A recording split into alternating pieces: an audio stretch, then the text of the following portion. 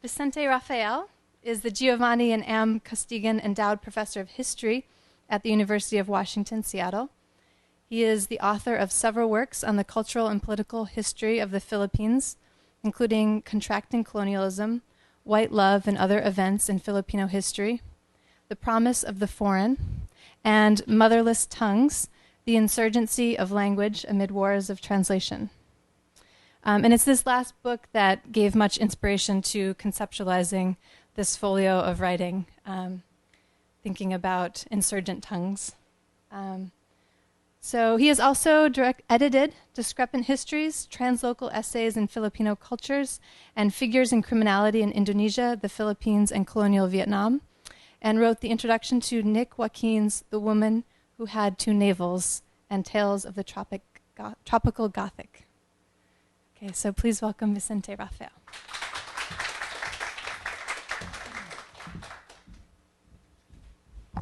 Thanks so much, Caitlin, for inviting me, and thanks a lot to people who are here today coming to this talk. When Caitlin emailed me about doing a folio and perhaps having a small gathering of writers and other interested people built around the sort of notion of insurgent tongues, of course I said yes immediately because I thought it was a really interesting project to connect a lot of the sort of historical and anthropological material that I used for the book and to think about that in other contexts, both literary and historical as well. And the question of those of you who, I'm sure many of you haven't read the book. It's not exactly a bestseller, but the notion of insurgent tongues actually spins away from a sort of larger notion of the insurgency of language, right? So you have insurgent tongues, which are tongues, or which are ways of most sort of directly ways of protesting existing conditions of oppression, injustice, and so forth, right? And then there's the idea of the insurgency of language, which is somewhat more generalizable idea about language as a whole. And part of the argument in the book is that insurgency inheres in language for a very simple reason that we think we control language, but actually it's more like language controls us, right? Every attempt to instrumentalize language, to bend it to our will, to make it speak our purposes and our intentions, is bound to sort of fail and to slip up. If you need any further evidence of that, it's just look at the way in which we're constantly committing grammatical mistakes, spelling errors,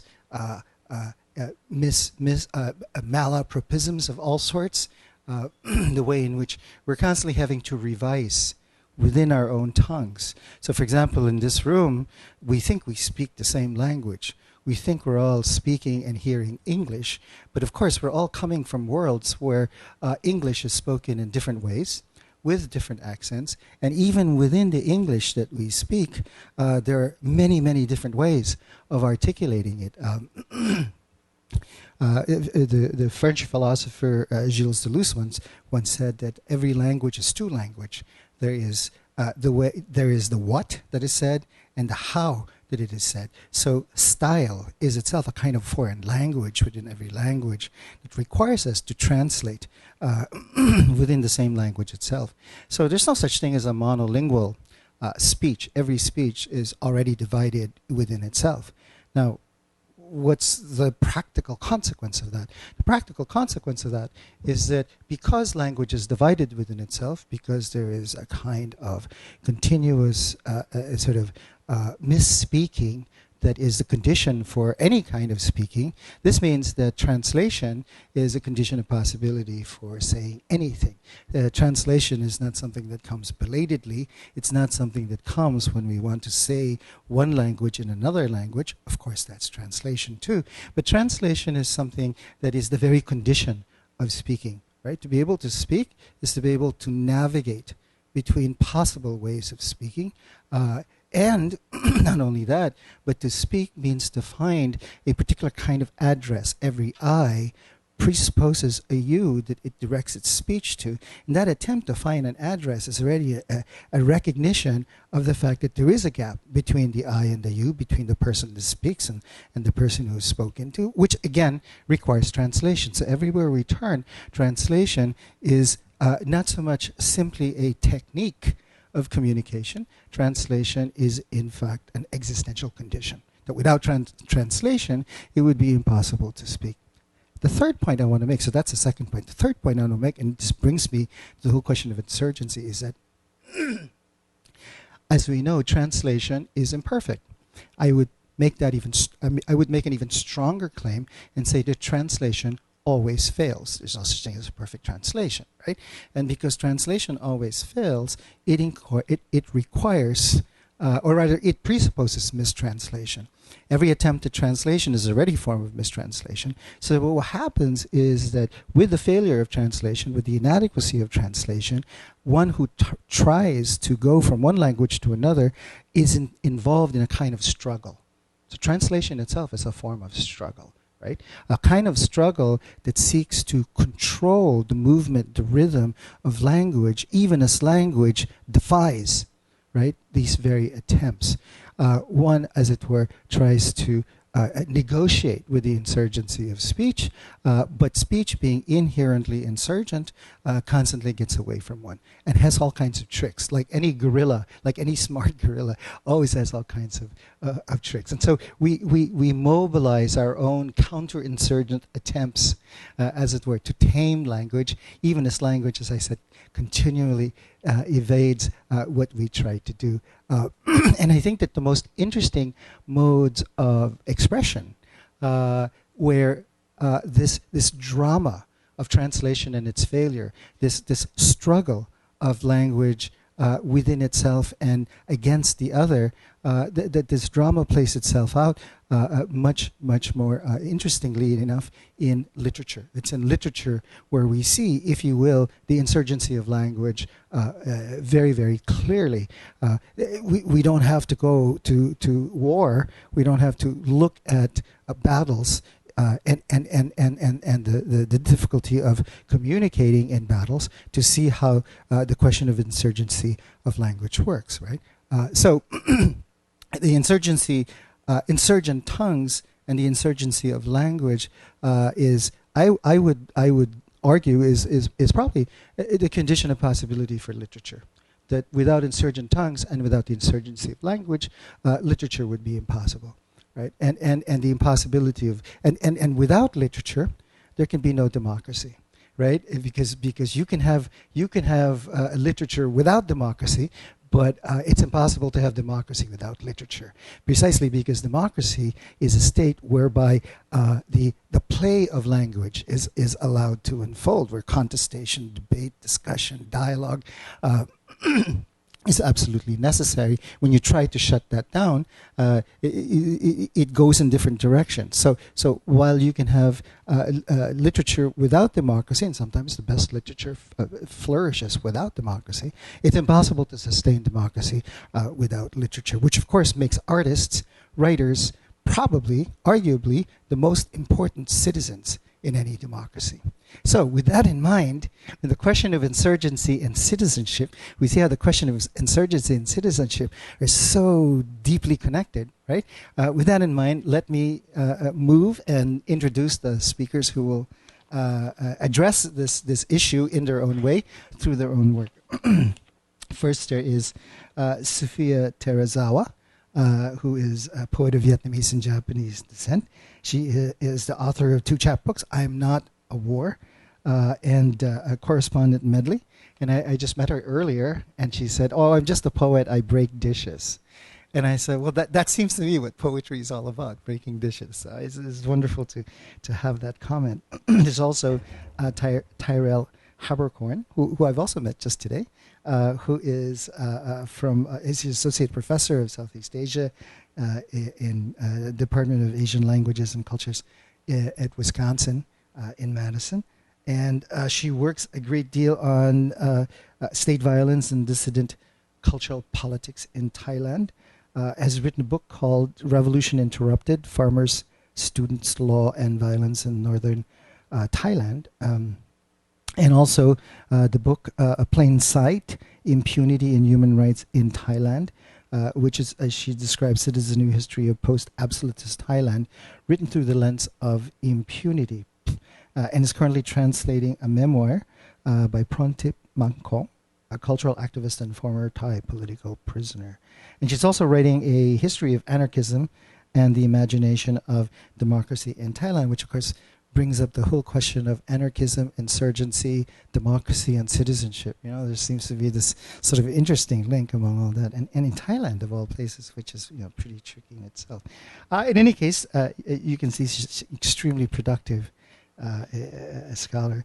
The third speaker is someone who is, of course, familiar face to folks in New York and in the Asian American Writers Workshop and in the literary world generally. Gina Apostol, who is the author, most recently, of Insurrecto.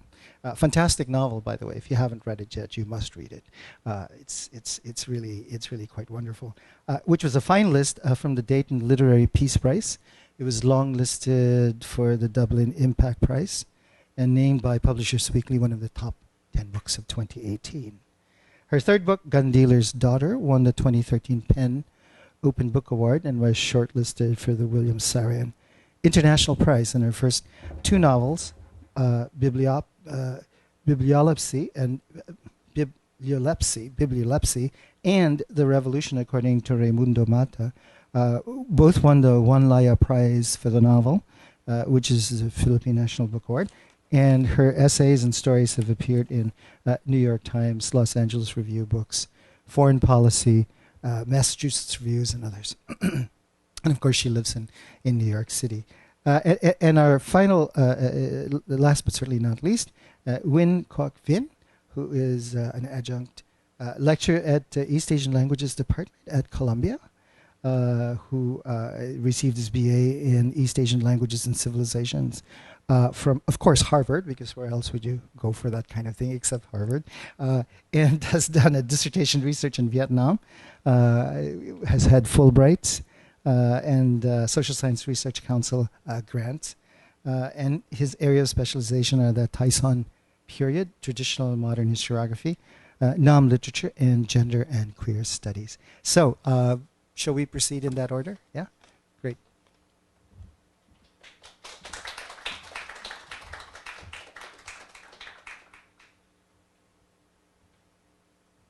Hello, everybody. My name is Sophia, and this is a panda named Panda. He urges you all to remember to vote, preferably to vote early, wherever you are.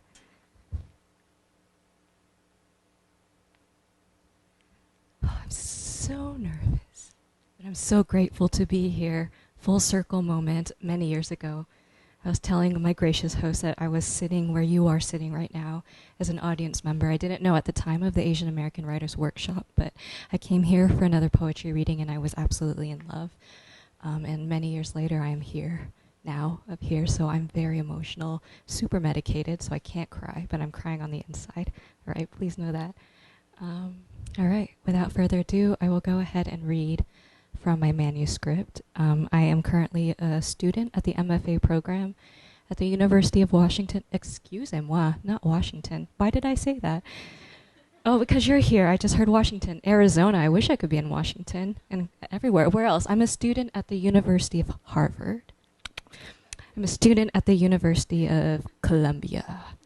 I'm a student at Oxford. Oh, yeah, let's go overseas. I'm a student in Oxford. Where else? What other university should I be in? Wisconsin. I'm a student at the University of Wisconsin. I'm a student everywhere. Thank you. All right, so I have stickers. If anybody wants stickers after the reading, please come visit me. I'm a performer. I also write about trauma. Trigger warning, content warning. The pieces I'm about to read to you all deal with themes of sexual violence, violence around genocide, historicized, personalized violence. So I do ask that you take care of yourselves as you listen to what I read. I don't mention anything explicit, but if you start to feel uncomfortable, if you start to feel the violence into your bones, please know that that's where this is coming from. This is Winter Phoenix.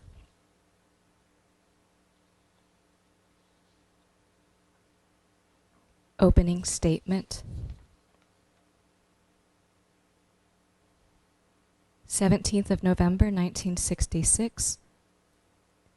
From which morning, clipped uphill, for it was durative and marked.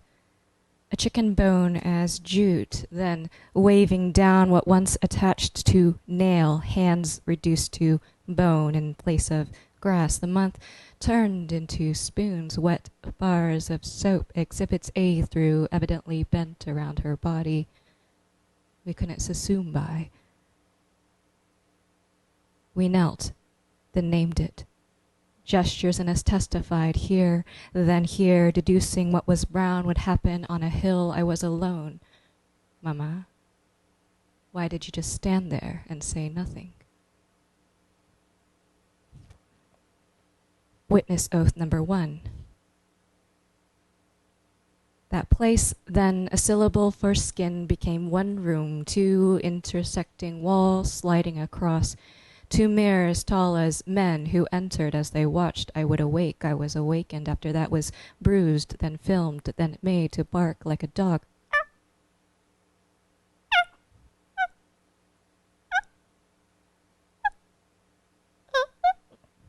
I don't remember much. It happened, yes. The women watched. They also laughed. I was therefore their dogs. Yes. Solemnly I swear what happened on a hill would happen in a room 4 decades later. Why did you just stand there and say nothing?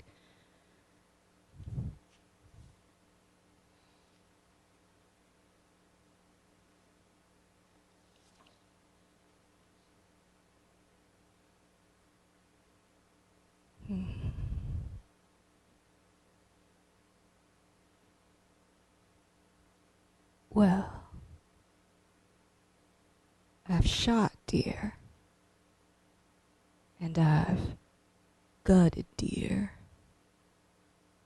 It was just like when you stick a deer with a knife. Sort of a thud, or something like this, sir. Sven Eriksson, testimony, honorably discharged, 1968. We are ready to let the testimony say it all. Lieutenant William Crandall, from his opening statement, Winter Soldier Investigation, 1971, Detroit, Michigan, 1. Morale. The peach light at a bend. 1700 awoken to the baboons hooting, cruel as thrush, jungle, frond, search, noun, search, non-search, anything that moves, meaning. A girl was taken from her hamlet, then into a jungle where, shh, my mother followed. 2. Dormant fauna we had crossed, blue, rusting up at algae, ochre marrow bloomed, I pushed us through. Morale, the purpose of meaning, a front or frond, that squad of mud, I was there for your sister. 3. Roaring grass, vermilion, was therefore wood or thorn, that vine grazing my foot, I chose to walk uphill. 4. I closed myself, wherefore that body should be felt. Inside another, something close to human, red, divine, and glowing, cyclothymic wings of dark-eyed moth. Whistle.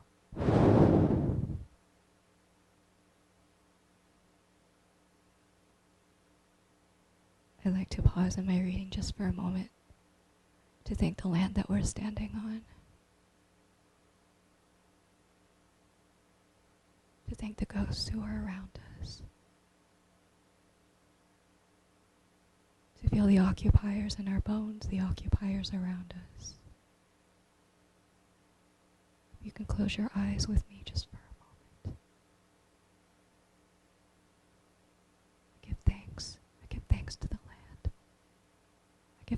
my occupiers. I give thanks to the occupiers inside of me. I give thanks to my ancestors. Thank you for this space. I'll continue. Number 5, capgrass. Wherefore I begged using a daughter's affidavit, capgrass. Wherefore my mouth was stuffed in two, that drowning affidavit took a cloth and stuffed into logic. Wherefore incidents were lauded, Manning, what step forward, absolved. 6. Beyond that scope of human law, how lively we become to summon strength, confession, or some names, how gentle were you searching for that name to lap. I marched into, circling, bow, I looked down, I wanted you to see her, too.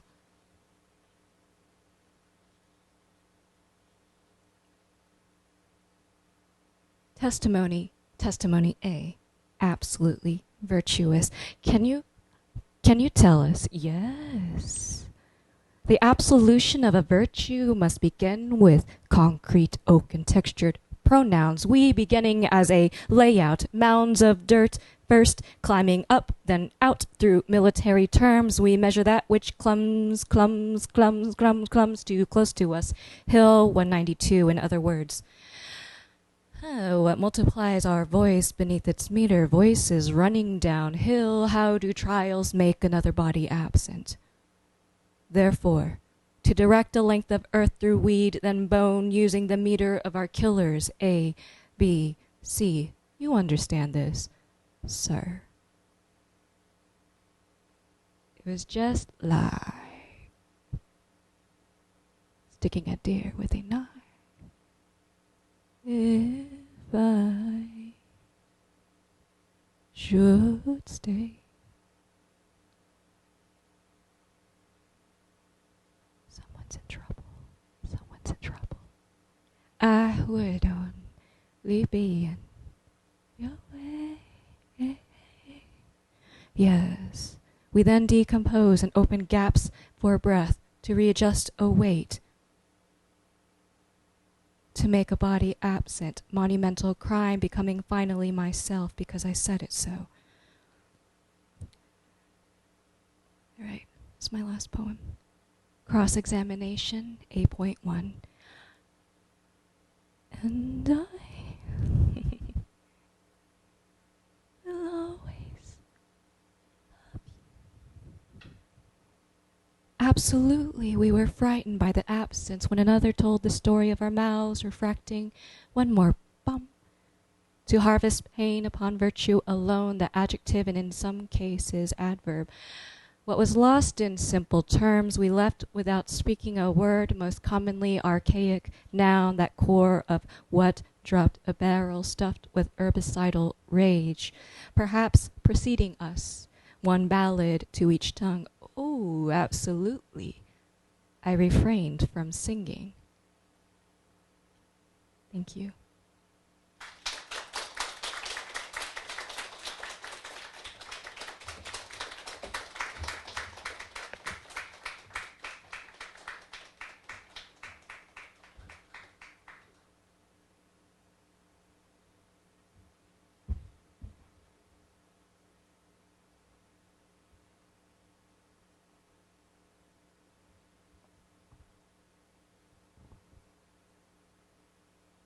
I was going to start by saying thank you, but actually I just want to say that my thanks are my original thanks were going to be to the Asian American Writers Workshop for inviting me, but also I wanted to say thank you explicitly to Sophia for for her reading. So thank you very much for inviting me to join this evening.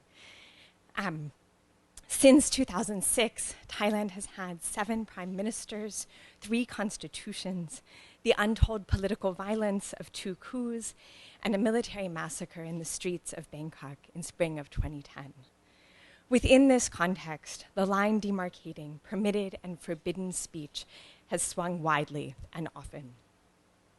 The life of Porntip Mankong, a theater activist and writer, illustrates what happens when this line shifts abruptly. Imprisoned after the 22 May 2014 coup, the most recent, for her participation in the performance of a satirical play, The Wolf Bride, Dal Sao Mapa, which the courts deemed to be lèse-majesté, or an insult to Thailand's then king, Bhumibol Adulyadej. She experienced firsthand what happens when one pushes the boundaries of what can be spoken. Lèse-majesté in Thailand is punishable by 3 to 15 years of imprisonment per count. Pontip, along with one of her fellow actors, Batiwat Sarayam, was accused of 1 count. They confessed because innocent verdicts are almost unheard of in lèse-majesté cases. Their sentences of 5 years were halved due to their confession, and she served over 2 years of her 2.5-year sentence before being released slightly early in August of 2016. Upon her release, she wrote a memoir, All They Could Do to Us, or Man Tamrai Rao Dai Kan Ni La, this book, published by An, which means Reed Press, in March of last year. Across 884 pages, she illuminates how her life in the Central Women's Prison was full of multitudes, from the many regulations of the prison to the close-knit sisterhood that she and other women built together. And she herself is a multitude. She narrates the book in the first person plural because she moves through life accompanied by both a bird and a demon who offer alternate plots to her life, while also in the book challenging and confronting readers to rethink what they know about life both behind and beyond bars in Thailand. So what I'll do tonight is read her preface to the book and then a short section from the 3rd chapter, which are part of the recently published folio.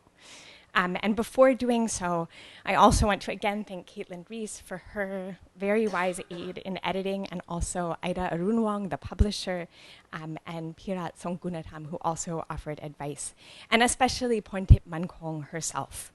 We first met via snail mail letter while she was in prison, and she's not here this evening. And she made a montage photograph of herself to share. But that is okay. I have her book. It's both an honor and a struggle in all the best ways to be part of conveying her work to a new audience in English. So first, the author's preface, which is titled The Demon Child's Preface. She writes, "How many terrible things can a person experience in her life? Take a look back and count. You'll see that you've pulled through so much, so often. Though if your life has always been smooth, without encountering the terrible, well, that is a different story. What I tell here is a story that everyone assumed would be terrible. Because I am not the only one who lives inside the world of my bizarre consciousness, I'll call myself we. We includes both the little demon and the tiny bird who stuck beside me throughout. That is, until the tiny bird was snatched from my heart. I was imprisoned. Prison is likely to be a terrible, desolate place to those who hear our story. But in reality, for me, it was also something new. A new world I got to experience and learn. Of course, most readers should have no desire to go and learn about this world themselves. And though you might expect this book to be filled with stories of heavy suffering, you must not dismiss the unsuffering stories.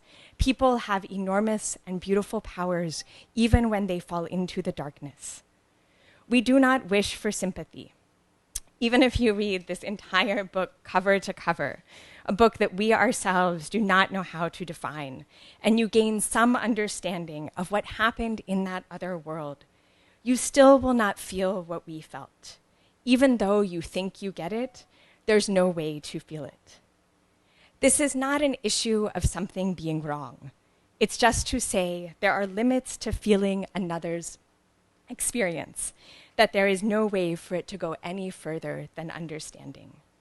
Besides, this book does not contain everything that happened in prison. There is no way to detail all that took place during those 2 years, even if we did remember. So please enjoy and take pleasure in the sorrow that you already imagine. and may your heart be unveiled by the powers of the people who stood with us in the darkness. And the second piece I'd like to read is from the third chapter, which begins with her sitting with two friends, Mama Mi and older sister Ja, when she is called to see her first visitors after being remanded to prison after her arrest. She writes, "We walk out in confusion, thinking we could go directly to the visit once called. But no. A minder bellows, and before we can ask, a voice screams into our stunned face, 'Where do you think you are going?' 'I was called for a visit,' we answer, dazed. She yells to write down our name and takes our ID card to give another minder, who checks it against the names of our potential 10 visitors we wrote down on a card the other night. Mama Mi and older sister Ja rush over to ask if we have a cloth mask to cover our mouth. We don't.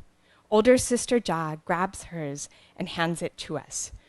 Once at the door, we still cannot enter, but must report to the administrators of the initial entry zone, this incessant need to keep reporting ourselves. After we again write down our name, we don an orange vest, just like motorcycle taxi drivers, but with the word visit printed on it. Then walk to line up in front of another door where another guard is waiting to do a search. 'Why aren't you wearing a bra? Go put on a bra.' 'Oh.' No one said we had to wear a bra too. Mama Mi, who is waiting around to see what happens, peels off her bra and hands it to us. 'Mama, we don't have panties either.' Mama Mi then swiftly removes her panties and gives them to us to put on in front of the door. She then races back to the factory. It is nearly half an hour before we make it out of the initial entry zone. Without a complete set of these items, there is absolutely no way to take visits. 1, bra and panties. 2, ID card. 3, visitor card. 4, mask for the mouth. And 5, the orange motorcycle visit vest. The vests are color-coded by activity. Going for a visit is orange, to the clinic is green, to see inquiry officials or external zone administration officials is yellow, to see your lawyer is blue. It's another kilometer to reach the Central Administrative Hall, the center of all power, and we walk without shoes. It's actually more convenient not to wear shoes, because when we did have them, we had to keep watch over them so they wouldn't disappear. But they can't disappear if we don't have them. Once in the Central Administrative Hall, we sit in an orderly manner and keep our mouth covered with the mask, waiting again for our name to be called. Rising and lining up, providing the right surname and relationship for each visitor. Another 45 minutes is gobbled up thanks to this system. Though we have no idea why, we have no memory of that first visit. It's blank. Who came to visit, how we felt, what was said.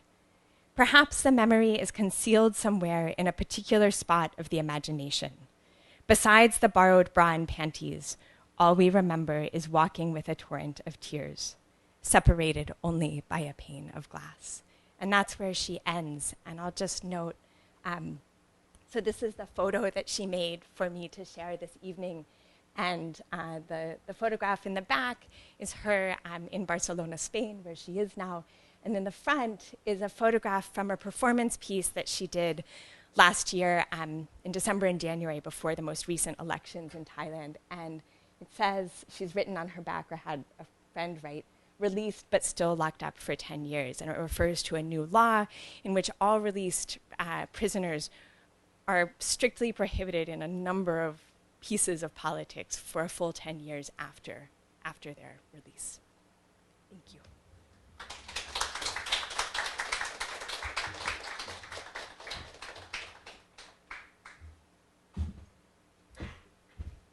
Wow, thank you so much, Sophia and Tyrell. Thank you also, Caitlin and the Asian American Writers Workshop for inviting me here and for doing this, this journal. I'm going to be reading from a section of my novel that I never read, and so now I lost it. Okay, that's not good. Which is hard because my novel doesn't really follow the chapter numbers. Okay, that's not good. Oh, there it is. The novel Insurrecto has a filmmaker named Chiara and a translator named Magsalin. Chapter 10, Translations. At first, what puts Magsalin off at the pastry shop is Chiara's voice. It is nasal, and her monotone, a bored flatness, even in the most interesting parts, keeps Magsalin, or the pastry shop waitress, or anyone else willing to listen amid the humid baking scones and moist pandesal, at bay, as if an invisible wall, maybe socioeconomic, exists between Chiara's voice and your attention. It is past 1 o'clock, and outside the truant boys are shrugging back into their white button-down polo shirts, the uniform of all the Catholic schools that dot EDSA. This is in Manila, so they're in Cubao area in Manila, done with their lunch hour video games, and the circus men on break from Fiesta Carnival are wending their way out of the mall like blind mice, every clown in deep black Ray-Ban knockoffs, wiping off rice grains and chorizo oil from their grease paint lips. And still, Magsalin does not know what she has to do with Chiara's trip to Samar. Was Chiara clutching the rough draft of the war movie script that won her the prize among her peers that April afternoon in her mother's Catskills mansion? Is Chiara's next project an art house political film, a la Costa Gavras' Z, to be shot on location in the actual country in which the plot occurs? A film of dizzying, unheard of realism, hence the need for translations into the actual language of the hapless citizens in the process of being killed by the occupation forces. It is clear to Magsalin that Chiara is on a quest. Her elaborate Google searches suspect a ruse, and the expository setting, the rural mansion of filmmaking bots, even if true, has the feeling of a patch over the real story. Chiara's arrival in Manila did not arise only from a ludic pastime, this play on her father's name. In Samar, Chiara wishes to unlock a key about her father, about her script, about herself. But what does Magsalin care about that? Magsalin's taxable occupation is to translate, hence her professional name, Magsalin. It means to translate in her maternal grandfather's tongue, Tagalog. Magsalin is aware of those scenes in Hollywood movies when, requiring an actor to speak in a conveniently alien tongue, the character starts speaking in an inappropriate one, like Tagalog. The prayer of the Javanese man in The Year of Living Dangerously. The possessed woman hissing at Keanu Reeves in Constantine. Farm workers who chase the, as usual, somewhat psychotic Joaquin Phoenix far into a senseless desert in one of those unbearably tense movies by Paul Thomas Anderson. And of course, the Ewok scenes in Star Wars Episode 6, Return of the Jedi. In the trade, the Ewoks really do speak a weird Tagalog in Star Wars, and it's true also of Bahas of those scenes in those movies. In the trade, there are terms for those short-term projects. Inversions provide a set of unmatched signifiers that, if understood, do not require logical coherence. That is the case of the Bahasa Indonesian prayer in Peter Weir's movie. The Indonesian prays the Our Father in Tagalog, not Bahasa. That is, he need not be coherent. It's the concept that counts. Inversions are opposed to obversions, that is, providing a set of unmatched signifiers that, if understood, are generally insulting. The Ewok dialogue in the Star Wars prequel, A Few Choice Tagalog Epigrams, is a basic Filipino fuck you to the universe. Diversions, like the irate Filipino farm workers in Stockton, California, in Paul Thomas Anderson's The Master, are plausible, though irrelevant in the overall scheme of things. What Magsalin expects is that Chiara's script will require reversions, a set of matching signifiers that, if reversed, will portray the privileged language as in fact the other, and vice versa. Perversions, of course, produce scant good. Lastly, conversions, in which one exists like a vestigial body, a desiring corpus, occupied by the words of others, is the most difficult of these types of translations. Magsalin simply refuses to attempt them. I'm going to read a little bit from a novel that I haven't read from in a very long time. It's going to be published by Soho Press. It's my second novel, and it does have the character Magsalin in the novel. Magsalin has a translator's note about this diary from the Philippine Revolution against Spain, a general. Translator's note: it was difficult to approach this text with calm as a translator. It is linguistically deranged. One notebook was in spastic code, squiggles and symbols that I think were Japanese characters, hiragana or katakana. I don't know anything about Japanese. The halting, hallucinatory rendition of those moments arises from the fact that I could barely understand what he was saying. Interspersed throughout his papers are sheaves that seem to be his private diary, written in throes of his insomnia. He was well known for his nocturnalism. There's that sordid legend in his hometown about certain bestial acts he performed in private in bat caves. I won't get into that here. These intermittent outpourings are mostly in General Mata's first language, a curious variant of Tagalog. They portray an admirable grasp of vulgarisms, licentious metaphors, off-color puns. Throughout the diary, his prose is remarkably quotidian. Some call it rakishly colloquial, not to mention peevishly colonial. As has been said at that last conference in Kauai, or Kowloon, who cares? He favors loose speech when he writes on loose leaf. Neat antenna classes there, Professor Estrella. But the challenge was to translate the richness of Raimundo Mata's tongues into singular, common English. I tried my best. In this way, he can sound shockingly modern, with an almost lurid, Byronic passion. The lapses in civility that bedevil the text may include my own frugal powers of speech. Trust me, I found faint comfort in the vulgate of our times. Dr. Diwata Drake refers to some of these passages in her justly celebrated criminal monograph on the purloined Mata papers, but I believe she has since returned those translations. She discusses the suggestive instances of, quote, frustration, aggressivity, regression, the triad of resistances that mark revolutionary pathology, unquote. But really, if you think about it, he was probably drunk, etc., etc. And it's a comic novel with three different people writing in the margins. It's basically a novel in footnotes. So.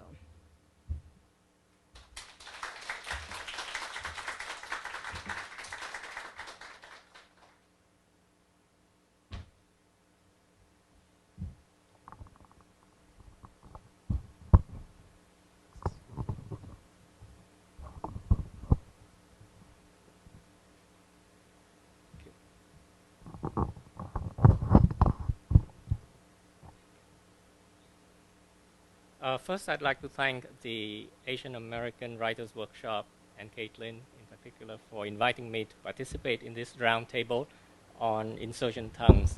And I have to say that I'm really in awe of my fellow presenters for your really moving and illuminating presentations. In my talk, the talk that I want to give now, the title of it is Subversive Transformations of the Ngoc Hân Romance, Encounter Memories from the Vietnamese Diaspora about the Tây Sơn period. Here I'd like to focus on the subversive transformation of the celebrated romance between Nguyen Huệ, emperor of the Tây Sơn dynasty, and Ngoc Hân, princess of the Lê dynasty during the late 18th century, at a watershed moment when Vietnam was about to emerge from over 2 centuries of civil wars between the North and the South into a modern unified nation. In the wake of the Vietnam Wars in the 20th century, insurgent narratives in Vietnamese language from the diaspora continue to contest and the characterizations and meanings of these iconic figures that have fallen into the tight clutch of nationalist orthodoxy of the communist state. Never mind that theirs might have been a marriage of convenience and political expediency as part of the spoils in the wake of Nguyen Hue's conquest of the northern realm. This union of a southern soldier and a northern princess and poetess has been romanticized as the union of talent and beauty across social, geographical, and political divides. It reinforces a myth of national unity and has therefore been seen as an allegory of continuity.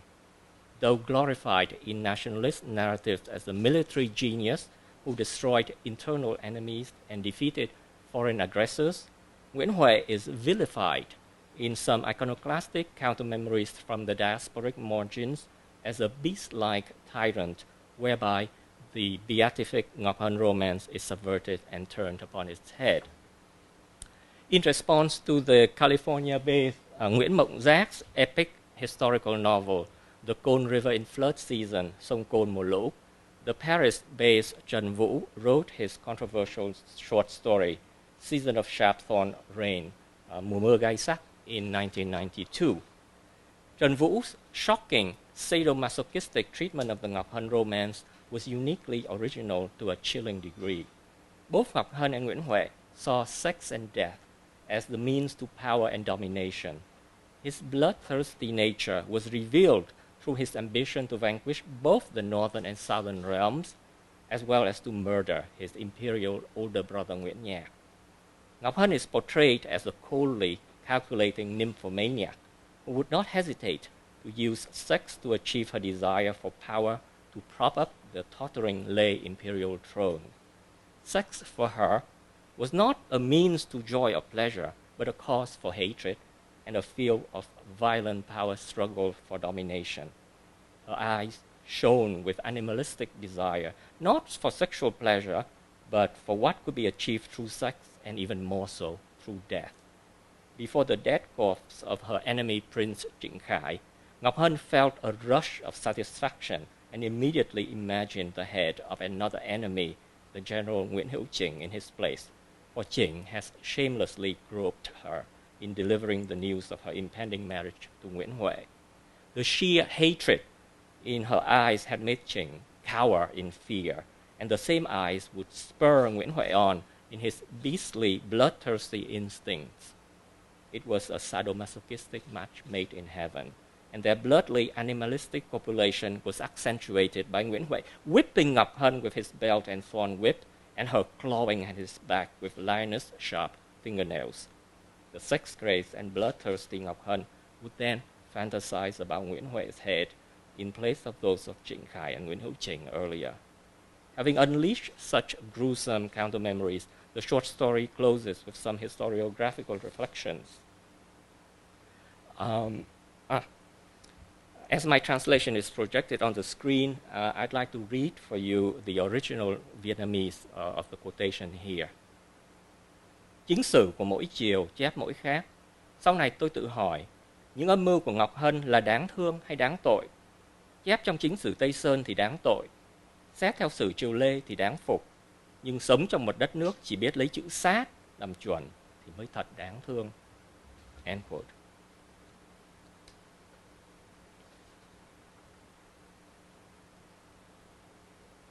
By the time the Canada-based author Nam Giao took on the Ngoc Hân romance in Fiery Winds, Gió Lửa, in 1999, the sadomasochistic bar has been set so high by Trần Vũ that his violent counter-memories paled by comparison, even though they were quite interesting in their intellectual ingenuity.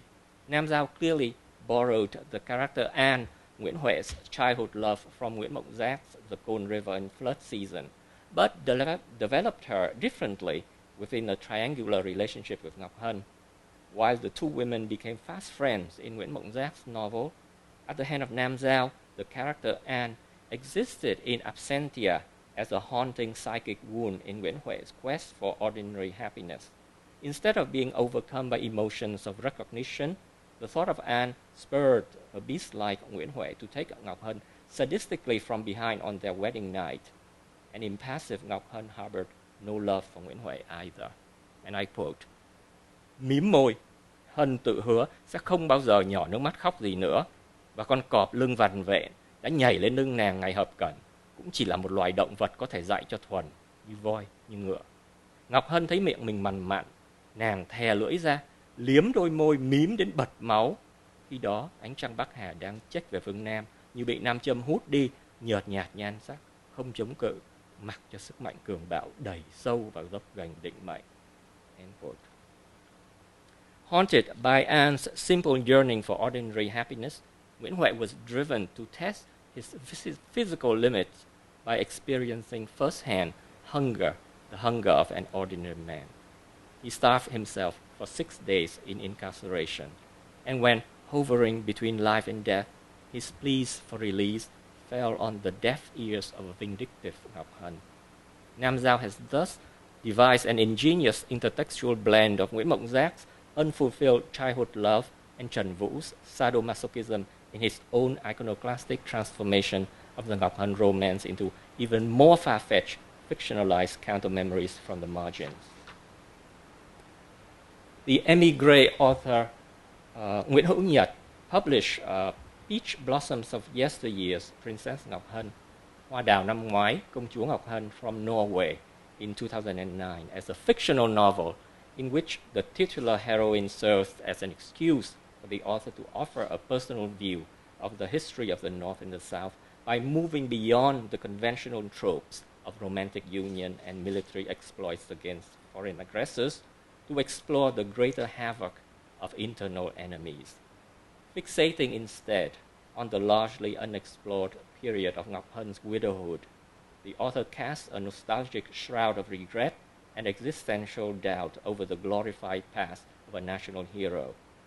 Haunted by her precarious situation as a prisoner-like northern outsider, adrift in the political machinations of a southern-dominated Tây Sơn court in its tottering years, Ngọc Hân, the young widow queen, even questions the divisive legacy of her late husband. Her outlook turns decidedly anti-triumphalist and clearly echoes the disillusionment of a generation of recent Vietnamese exiles in the diaspora who have been traumatized by a legacy of civil wars. And I quote, "Tôi yêu Nguyễn Huệ vì Nguyễn Huệ yêu tôi. Nguyễn Huệ yêu tôi vì tôi yêu nước theo cách riêng của tôi là thương người. Khi nhà Tây Sơn chưa giấy nghiệp, Nguyễn Huệ là dân. Chúng ta trước hết là một con người phải biết kính trời, thương người và yêu đất. Bỏ đồng ruộng hoang hay biến đồng ruộng thành bãi sa trường sau cùng là không yêu chính mình. Việc trời chu đất diệt nào có xa đâu. Sau mỗi quân binh lửa, người chẳng ra người, ngợm chẳng ra ngợm, bởi thù trong tàn ác hơn giặc ngoài. Đánh thắng giặc ngoài nhờ bao ước mơ, rồi đành cúi đầu trước thù trong, bởi bao mơ ước đã tắt, chân thiện mỹ đã mất." End quote. As I hoped to have shown to some extent in these few choice examples above, these producers of counter-memories from the diasporic margins have partaken in a transnational network of the production of historical meaning related to the watershed Tây Sơn period and its iconic hero Nguyễn Huệ in connection with his celebrated romance with Ngọc Hân. Whether staking out alternative visions of history or reveling in the creative liberties of the literary imagination, they engage with the living past in disruptive ways that resist and challenge stale versions of official history of the nation with its hegemonic truth claims alongside the grand narratives of unity and continuity. Having been excluded or disillusioned by the reality of totalitarian nationalism, some of these authors have even resorted to iconoclastic tactics of not simply overturning, but even desecrating the enterprise and discourse of nationalism altogether in connection with Tây Sơn history and the figure of Nguyễn Huệ.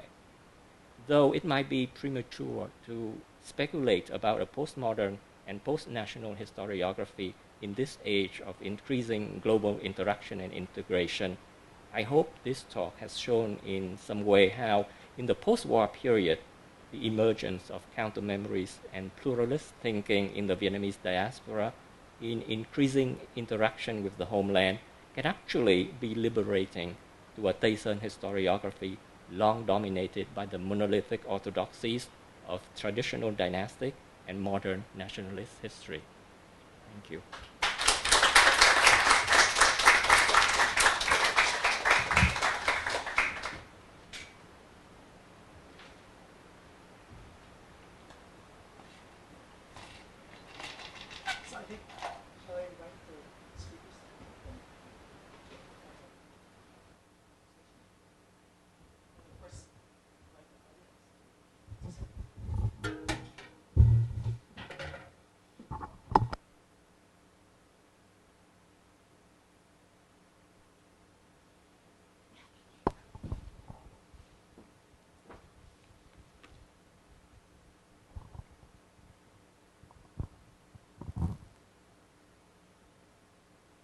Who wants to start?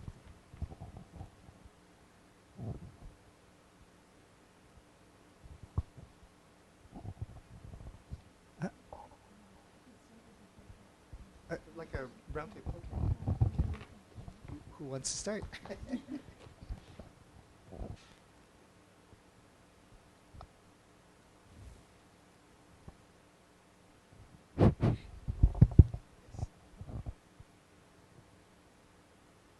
Okay, let me start. At first, I must say that I felt like the odd man out because my work is not very creative. I scavenge on other people's creative efforts, and I was hoping that I could try to make a point about the insidiousness of nationalist historiography and its hold on our imagination, and the way that some of these authors from the diaspora, from the margins outside of Vietnam, have struggled with that and tried to fight that fight. And it gets into what Vicente Rafael has mentioned, the insurgency of language. And these people was trying to continue to use the Vietnamese language from abroad in a diasporic context to enter into dialogue, but also in contestation with the history that is still going on in Vietnam, but the history of the victor has its own version. And sometimes it is important to hear and to remember the stories of those who have lost as well. This means I'm going next.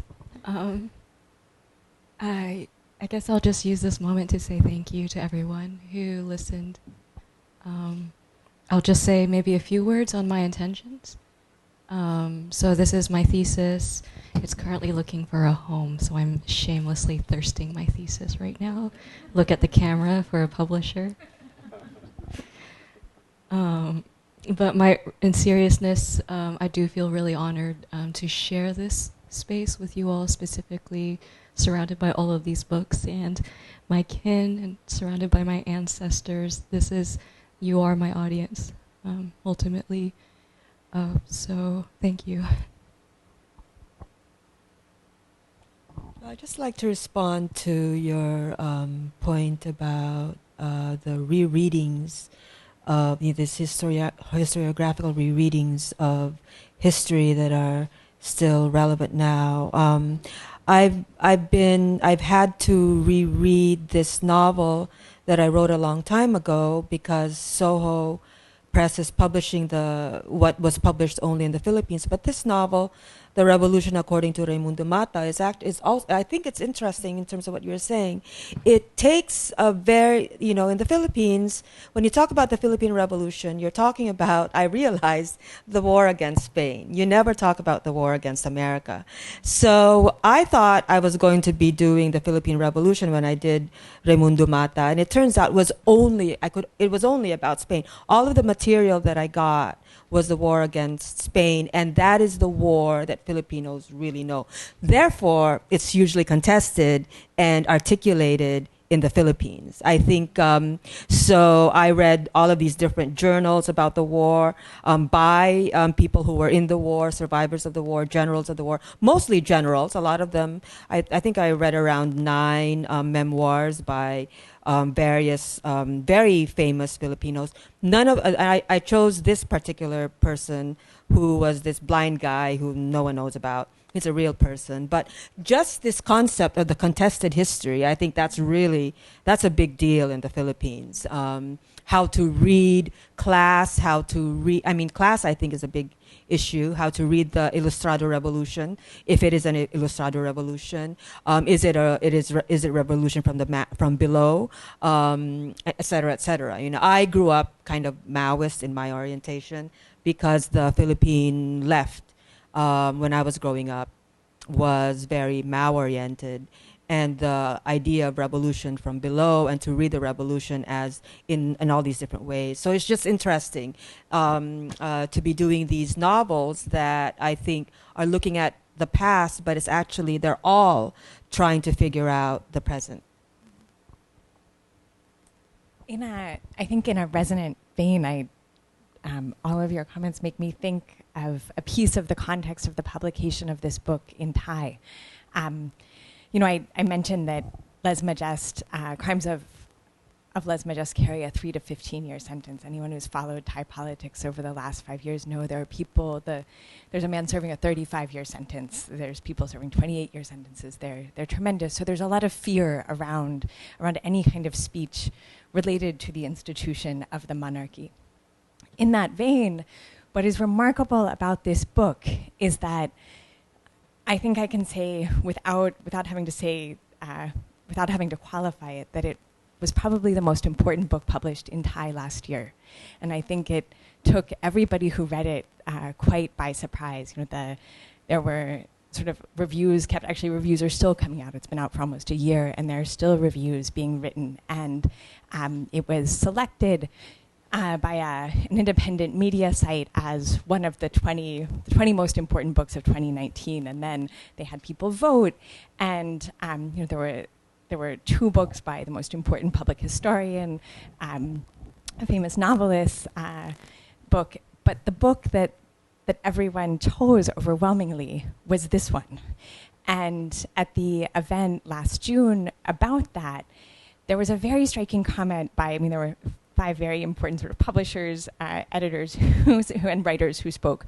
But the person I think who most illuminated maybe the necessity for insurgent histories and insurgent comments on the present was an audience member who stood up, introduced herself, said that she worked for a fashion magazine and she had never been involved in politics over the past 5 years under the dictatorship or the years of contention beforehand.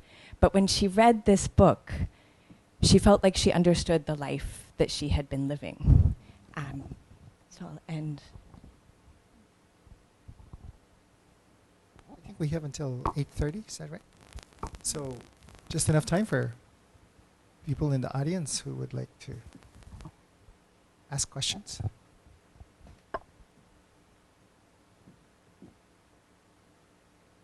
There's one over there. Yes. Perhaps you can introduce yourself. Oh, okay. Hi, I'm Jaeyeon. Thank you so much for all of the wonderful contributions tonight. I was trying to think of a question that could apply to maybe all of your work. And something I was thinking about is whether creatively or academically, you all seem to work in multiple languages. So when do you choose to include a language that's not English, and how much do you choose to explain it, contextualize it, keep the original word? Is my question clear? Well, that's a great question. It's exactly the question I wanted to ask. Thank you for asking it. Does anybody want to respond?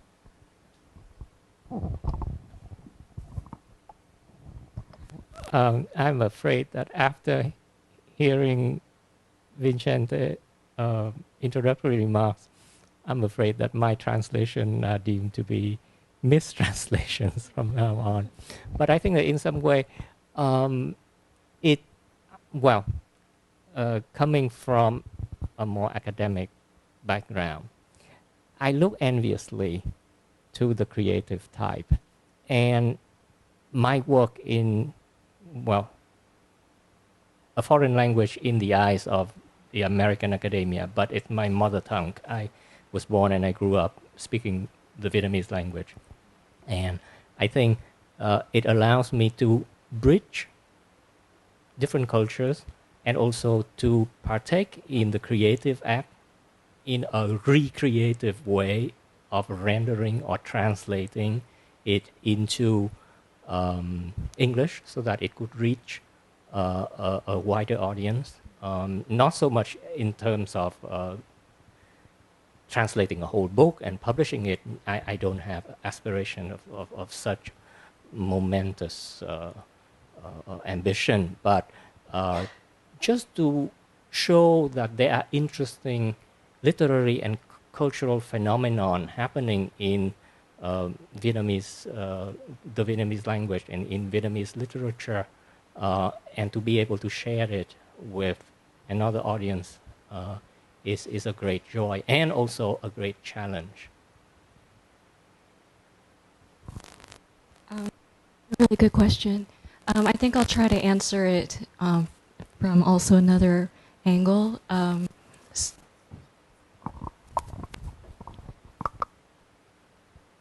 I feel like growing up, it was like a switching of the microphones. Always, I was taught the Japanese language, and my mom, she spoke Vietnamese, but oddly enough, I wasn't taught Vietnamese in a weird way. I was surrounded by it, like my aunts and uncles, and we had Paris by night. For those of the Vietnamese diaspora, it's just like a staple to have VHS of Paris by Night in the background. So I had a very affectionate relationship with the language, but I didn't have a utilitarian relationship with it in that I didn't use it to speak. And so with my work, it became more about terms of legibility rather than translation. How do I make my experience as a subject of my mother legible? Because I can't speak Vietnamese, and I also don't want to make a caricature out of Vietnamese. But how do I personally, as an inheritor, make our experience, our shared experience, the same or different? It becomes a Venn diagram in my mind. This is me as someone of the diaspora, and this is my mom, a refugee. Where do we meet? Somewhere in the middle, and it's neither English nor Vietnamese. I think it becomes more about an affect. So the way we communicate is very affective, and I like how you brought up it's not just what we say, but how we say it. And for me, I feel like my job as an artist is the words are irrelevant. Everything you've heard is irrelevant. I can burn this manuscript tomorrow and it's irrelevant. But I think what I hope to leave behind is that emotional space. I would respond to this in a very technical way. This novel, Insurrecto, for instance, so it has a Filipino translator, it has an American filmmaker. There are two scripts, and in one script, there's a school teacher, a Filipino school teacher. In another script, there is an American white female photographer and a Filipino rebel from Samar. So the languages there are all very different. The Tagalog school teacher, the Waray patriot, the Waray revolutionary, and all of that. And so I did make very, when I'm with the Waray people, for instance, when I'm in the Waray woman's head, the Waray is just going to come out. I don't translate the Waray. I think a Waray person reading this novel, there aren't that many novels in Waray, to be honest. So the Waray person reading this novel, there's something that the Waray person I'm giving to the Waray person. That's all I'm thinking. It's also not. There's a whole thing with italics in terms of these in terms of these words. Those are not italicized. But I gave this. My editor and I were completely in. We both understood. These are not going to be italicized. The copy editor was very different. wow, the copy editor on his own just completely italicized everything. Wow, it was so aggressive. But here's what my editor did. He said, Gina, I'm so sorry I didn't notice this, but the copy editor did this to your novel. Don't worry. We're going to immediately just put it all back. I said, God damn it, I'm not even going to open that shit. So I said to him, you have to change it now. I'm not going to be so, especially with a novel that is about colonization, to be so colonized by a goddamn copy editor. And so my editor's like, okay, immediately, don't even open that file. I mean, he's a really great editor. Don't even open that file. Don't read it. I'll give you the file tomorrow. So, but there were italicized words, for instance, here. If you're Waray and you're using Spanish words, I put the Spanish in italics. So if I knew that word is something that the Waray is using because it's a Spanish word, not a Filipinized, because here's the other thing. There's a Filipinized Spanish word. Because Filipinos like to fuck with Spanish words. Like Castellano, they'll make Cachila. So the Filipinized words I just kept in Roman, etc. So there were all of these different negotiations that in my head were very clear. And so there were definitely technical issues because there's a Tagalog too. I'm not Tagalog, I'm Waray. But Filipinos think in Tagalog. I mean, there's just a whole Tagalog world in one's head because everyone has to learn it. So, and then of course, the English. One of the things, in terms of the technicality of it, it's the difference when dialogue is in. Someone asked me about this. There's some dialogue in quotes. There's some dialogue that's just a dash. And why is that so? And really, I recognize it's very, very clear in my mind that the dialogue in a dash, I'm imagining multiple languages in the dash dialogue. In the quoted dialogue, that's in English. So those are just technical things. Can I just make a quick comment about that? Because I just finished reading Gina's novel, and what's so great about her decision, these technical questions, is that it pluralizes reading conventions. There's no one way you can read this book, except if you knew all the languages, right? And how many people are going to know all these languages? So what it does is it really opens up the language.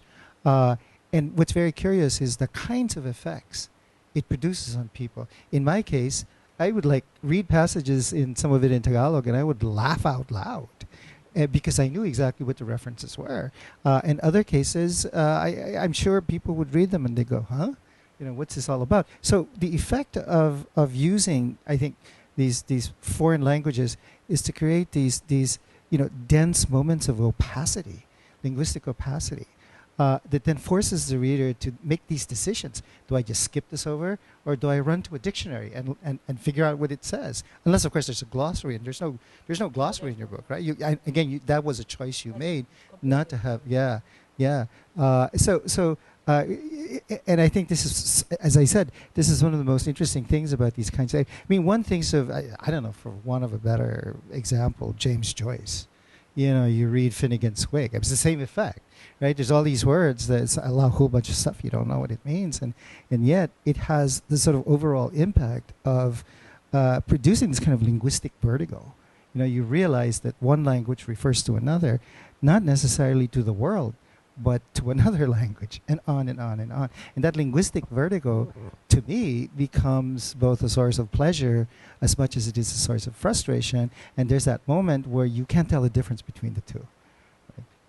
And I would say, just for me, I think that's a kind of the way the novels are written and the way I think about these novels. They're just the way, I think it's just a realism in terms of Filipino thinking. And again, just going back, okay, so the Filipino, in one sense, in my view, and I think you would say, I think in terms of, I think for all of us, there's a sense of your existence, you're a translated being. That's simply a definition of you. But the fact is, going back to what you were saying earlier, I think it is the condition of being human.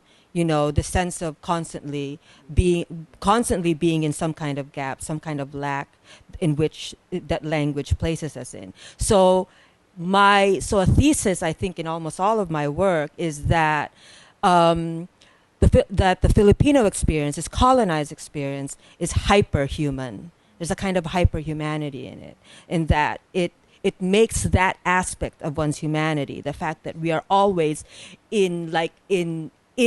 about to be in communication, which is, I think, kind of the way I feel as someone growing up in the Philippines with so many different languages. And one of my languages, actually two of my languages, were actually not allowed to be spoken at school.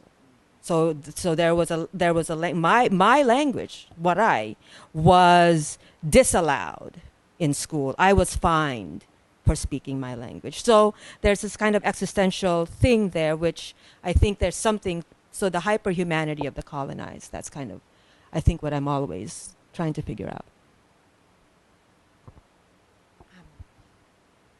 I would add actually that I was thinking a lot about, and every time I pick up this book to work on it, I think about failure all the time, and actually try to figure out how to leave space for the failure. Partially because I take seriously what Nguyen writes in her introduction to her readers, that they will never understand. And I think, as I think about this, it's such a different piece of work than anything that I've translated from Thai into English, partially because there's also another layer of play and subversion with language that's happening in terms of the language that women develop to speak inside the prison, and figuring out how much, and a lot of which is not translated for her readers outside prison, and figuring out then how to find an English that somehow, even though it will absolutely fail, has some kind of resonance with the kind of failure that happens for the Thai readers too. One quick comment. I was just talking to a friend of mine about Parasite. You know, I'm sure you've all seen that movie. And she's a native Korean speaker. And she says, if you understand the Korean and you understand the Korean that's going on, it's incredibly funny. Because, for example, the wealthy woman speaks a kind of Korean that is laced with all these Englishes, right? Because she wants to tell people that she wants to signal her capacity to access English, but it's a lot of times it's wrong, or it's mispronounced, or she doesn't know what she's talking about, which sort of further heightens her pretentiousness, right? And the sort of the class attempt to distance herself from the lower classes. But apparently it's a completely different experience watching it if you know Korean. So if you have a friend who can sit there and translate the Korean for you, do not depend on the subtitles.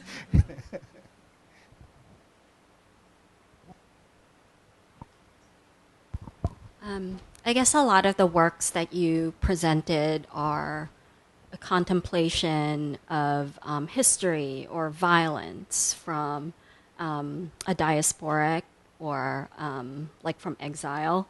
And so I'm wondering if that is also another insurgency, I guess, to be writing from afar and contemplating from afar.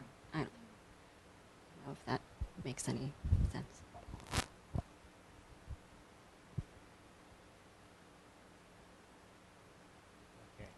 I guess that question is addressed to me. I have to say that iconoclasm is not a diasporic property.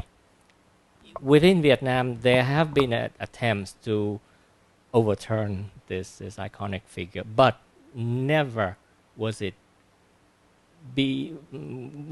possible or even accepted to go to such extremes like the diasporic authors. As early as the late 1980s, an author in Vietnam kind of rewrote the image of this emperor, Nguyen Quoc, that I was talking about. And the whole country was up in arms. And everybody was throwing rocks at him for such a crime. And also for linking implicitly the image of Nguyen Quoc to Ho Chi Minh, who was the great leader of the Communist Party, who was like a saint in the Communist pantheon in Vietnam. And just the hint of iconoclasm was being reacted to in a very negative way. And yet, outside of Vietnam, because of the residue of the Vietnam War, many people, many diasporic people were still fighting the war, but on different terrain. The war is lost physically, politically, on the grounds in Vietnam. But to many of those people, they're still continuing to fight this war on different terrains with different ammunitions. And literature provides the amplest ammunition. And it's very interesting that it's only recently, slowly, that some of those diasporic authors has made an impact back in Vietnam. One author that I did not have the time to go into greater detail here, but I mentioned his book at the beginning, the Cone River in Flood Season, which is a massive epic novel that rethought that period of Vietnamese history. It eventually made its way back to Vietnam and was published by several publishers in Vietnam, and I think that it must have gone through like more than a dozen editions already. And yet someone like Trần Vũ, who has just been reintroduced or introduced for the first time to a domestic Vietnamese audience just this past year, 2019. I keep forgetting that we're already in 2020, time flies. But Trần Vũ has his first collection of short stories being introduced back inside Vietnam, and it was also a very courageous act. But that particular short story that I cited was conspicuously absent. And interestingly enough, and talking about multiple languages, I mean, many of these diasporic authors deals in different languages too, because they live in different countries in the West, the US, France, Norway, and whatnot. And in the case of Trần Vũ, that short story got translated into French, and there is a picture of a kind of a the back of a woman turning away. That is the illustration of that particular story, and that story, the title of that story became the title of that collection of his work, published in France, where he lives, where he resides. And so it was accepted in France as such. But interestingly enough, a few years later, when he was introduced to an American audience by another translator, another collection of his short stories was assembled, that story was also left out.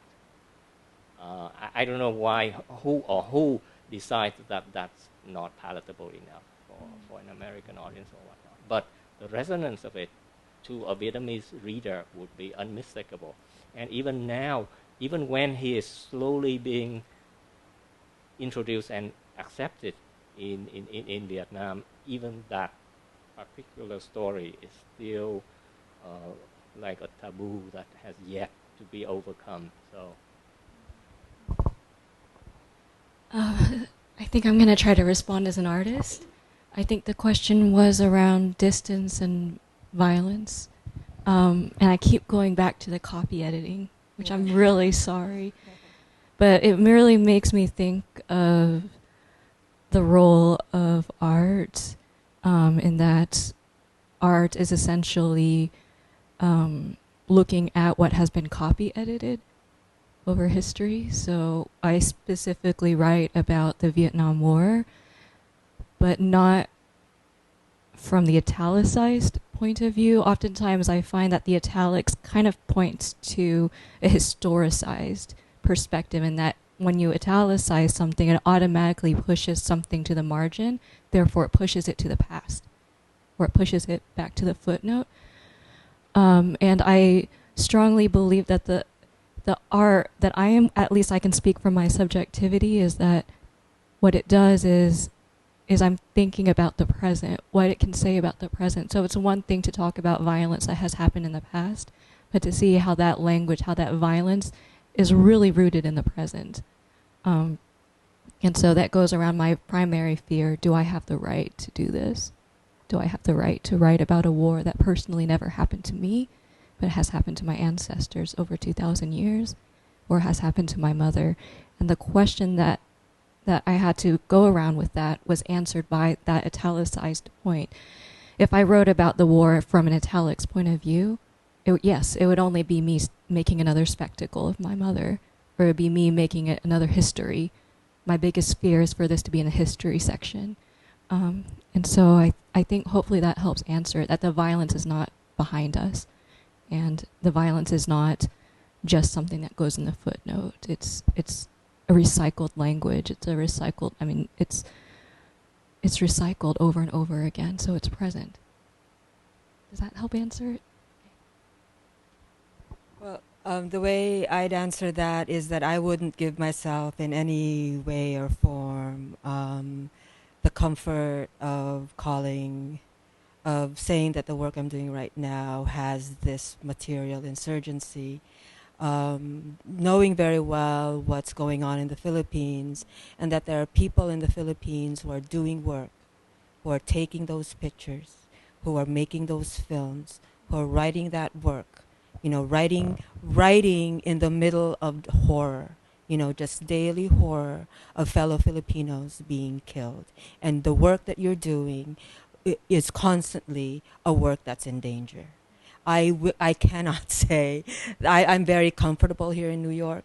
I find it I know what I've decided to do, which is complete this work in comfort. And the insurgency that's happening in the Philippines right now, I just saw a film by this very young filmmaker where she was following the news about the dead bodies, and she would go out there every night with all of these dead bodies. There are now more than 30,000 people killed in the Philippines by this regime. And the people who are doing the work in the Philippines, they're the insurgents, and the people are actually just living with that horror. I think the sense of insurgent in just living and not, I will say this about Filipinos. I don't think that it is the kind of world, even though around 80%, I think, are with this president. I don't think it's what Filipinos think they are. I think there's a huge split in the people who are living there right now, and the mere living with that horror, I think, is a kind of insurgency, a kind of just trying to survive it. So I think my distance is a nothing burger. I think there's nothing about what I'm doing here that has insurgency. I found what you said very moving for many reasons. I would also say I do not qualify as an insurgent. I have been, what I was most stunned by during the 5 years of the most recent dictatorship in Thailand is that so often if one read international reports or heard conversations outside the country, it was about how there was no space for dissent. On the one hand, that was true. There was a tremendous amount of repression, a tremendous amount of prosecution. In particular, it was a regime that used the law more than extrajudicial violence to silence people. But also, there were a great number of writers, journalists, and artists who continued to find ways to document what was taking place, to write about it, often not in a way that made it into the New York Times or the BBC, or sort of even like the international leftist English language press, but that was very much present. And I hope that I hope that it will be remembered.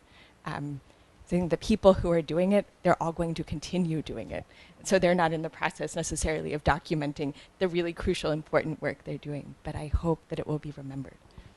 Yeah, there are insurgents in those countries living every day. No one knows who they are. Can I just quickly sort of respond to those responses, which is, it's clear that there are levels of insurgency, right? I mean, there are ways of being insurgent that aren't always comparable, or that aren't always reducible to one another. There's no longer, perhaps there was at one point, but there's no longer a kind of universal horizon, as it were, of insurgency, right? Because if you think of the word insurgent, it's formed from the word surge, right? So the surge is to move towards, like a wave, for example, moving towards, and then in is the affix for against. So there's a kind of oppositional quality to insurgency. The problem is that not only are insurgent movements quite plural, but the fact that what you're moving against isn't always clear. In whose name, as it were, are you, for example, becoming an insurgent? So all these different things, and I think for writers especially, the question of insurgency begins and possibly ends with the question of poetics, right? And politics itself sort of emerges from the poetics of insurgency. You don't lead with the politics, because otherwise the writing will probably suffer or be compromised. But you problematize the poetics, and it's in the process of problematizing the poetics that the politics emerges. Right, and which then allows you to connect to all kinds of other movements, if these exist, and to test whatever it is you're doing. I would say that just in terms of thinking about the work that I do, I think politics politics really does lead the work that I do, in the sense that the art that I'm doing, and of course it's a very weird art. I mean, it's not really a very commercial art. But I think politics does lead the work that I do. And that kind of thinking, I think, in terms of at the same time that I said material insurgency, I don't think that I'm doing material insurgency, and I do recognize that. But that kind of, I don't think I would be able to do art if I separated the politics from the art that I do. I have found the dichotomies regarding politics and art really, really, really problematic as a writer, and it actually it makes me think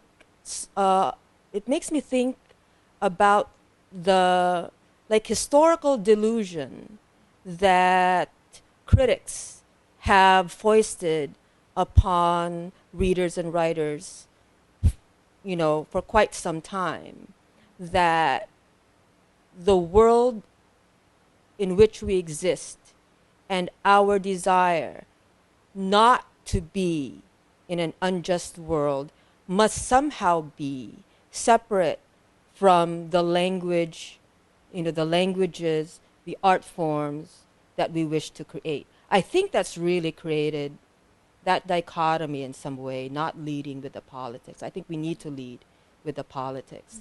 I think that's been very destructive, and it, in fact, quite horrific in terms of art. I mean, I think about the best artists that I love. I love Dante. He was a very angry guy. There were aspects of Shakespeare that were very angry. There were aspects that were very comfortable.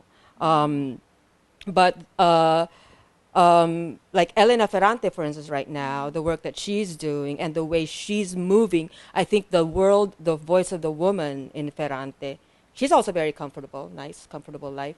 I think she leads. I think she leads with the world, and recognizing that the world is this material aspect of art. And I guess that would be my one insurgency. Like I do recognize that, especially in this Western world that we're in, the kind of weird way that people will criticize, say something about, well, you know, there was this thing where she put Duterte in the novel as if that were an error, you know, to think that the current world would be in my novels. Like this way that the gall of people to be so dumb, you know, in public. I find that really weird. I don't know. This concept of the dichotomy, I find it bothers me a lot. Just very quickly, I didn't mean to say that there was a dichotomy. I meant that it was through the poetics that the politics were, and that your political priorities shape your poetics. So I think there's a much more dynamic relationship between it.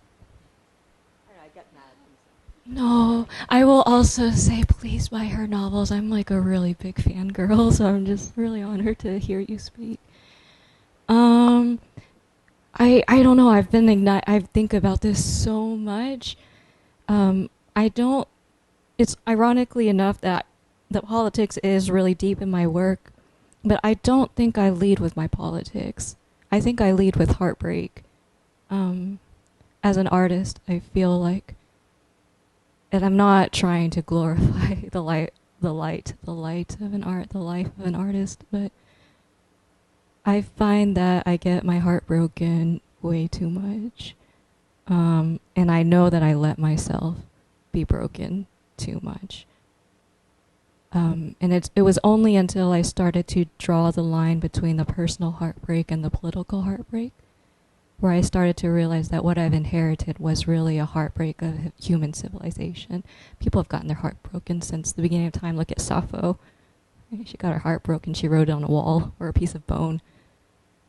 Now we're just writing it on paper. And I think once I was able to look into that lens, that yes, it is a personal heartbreak, but once I was able to look at it through a lens of colonialism, it all made sense. Right? For colonialism to happen, someone had to have fallen in love, quote unquote, with a people, with a land, and that ultimately caused the destruction of that land or that people, all in the name of love. Someone must have trusted someone else to walk in through someone else's door and say, here is my home, and then that other person, in the name of love, has destroyed that home. And for me, my father, who's a Japanese man, fell in love with my mother, a Vietnamese woman, therefore I have been colonized. And by being birthed again, I think about that over and over, that I am a recycled body, and that I am, but more so not just a recycled colonized body, but I'm a recycled body of love that my parents had to, despite all of that heartbreak. So just tiny history, Japanese and Vietnam have not always had a good relationship. My parents, sorry mom, my parents have also not had a very good relationship. And it only helped me understand them more and more by understanding my history, that they've inherited this way of relating to each other, mistranslations, and also, but besides all those mistranslations, trying to overcome that and to find that kind of love. So it's really a language of love, what I find with Insurgency. And I'll close out with one quote that I remember by my favorite filmmaker, Tran Anh Hung. Please forgive me if I mispronounced your name. But he once said of his films, in response to an interview where they asked, why do you make all these beautiful films about Vietnam without showing the war? We always hear the airplanes, but we never see the bombs. And to this he answered, well, first I must show the people that we are capable of beauty and love and daily living and life, that we are capable of that before I can show the bombs. And for me, that's the role of art. Really, it's not about, politics or beauty. It's showing one before you show the other. So I try to show my emotions, my art, my heartbreak first before I break into the history, and to show that they're all intertwined.